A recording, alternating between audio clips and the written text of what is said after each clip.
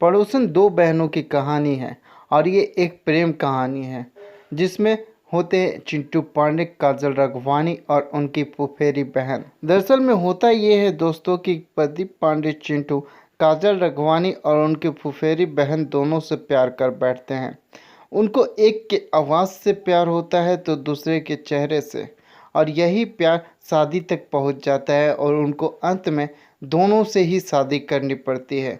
प्रदीप पांडे चिंटू की दो पत्नियां हो जाती हैं। दोस्तों, प्रदीप पांडे चिंटू की पड़ोसन मूवी का एक गाना कौने हाथ लिखले बड़ा को 19 जुलाई 2023 को रिलीज़ किया गया है एंटरटेन रंगीला के यूट्यूब चैनल पर, जिसे अब तक 18,000 से भी ज़्यादा व्यूज़ मिल चुके हैं और 323 लाइक्स मिल चुके हैं।